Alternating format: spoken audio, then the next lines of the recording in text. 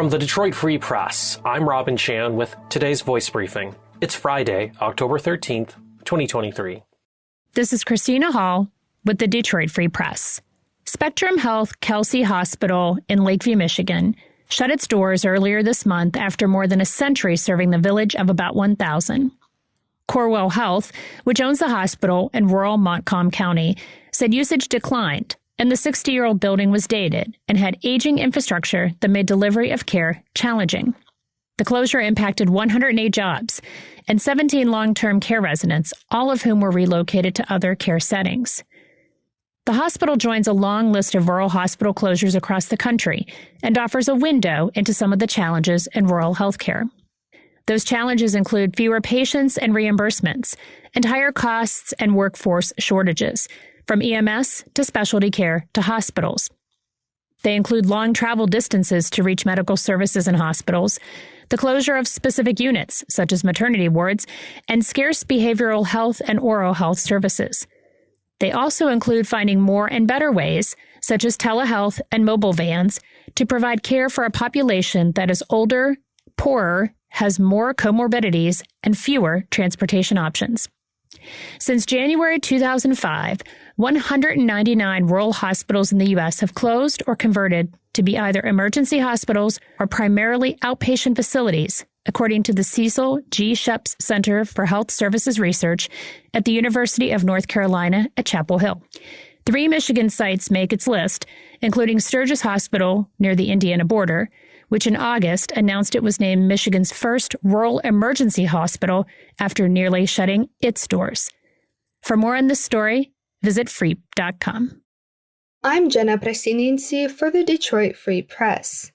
Michigan features a variety of wild nut trees across the state. For the adventurous foragers, many nut varieties can be harvested in the wild rather than purchased at the store this fall. The trees produce several varieties of nuts, some edible and others poisonous.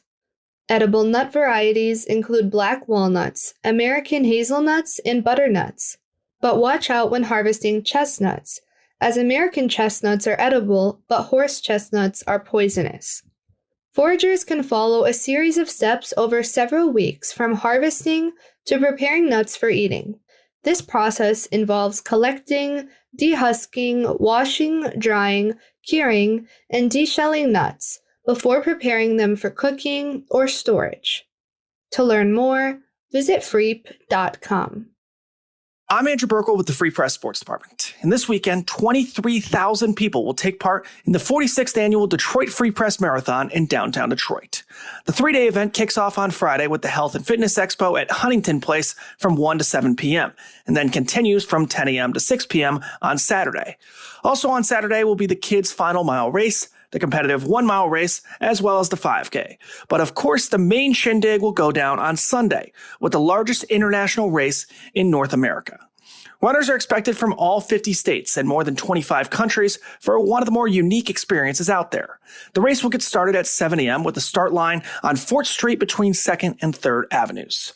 Runners at both the marathon and half marathon will cross into Canada over the Ambassador Bridge. The race then returns to Michigan through the Detroit-Windsor Tunnel, which will be shut down from roughly 6:15 a.m. to 10:15 a.m. as the runners make their way through the course.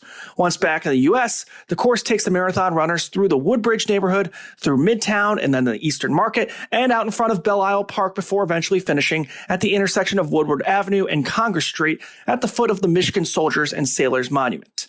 All race packets have to be picked up in person at the Health and Fitness Expo either on Friday or Saturday. Plus, live runner tracking will be available on the Free Press Marathon app.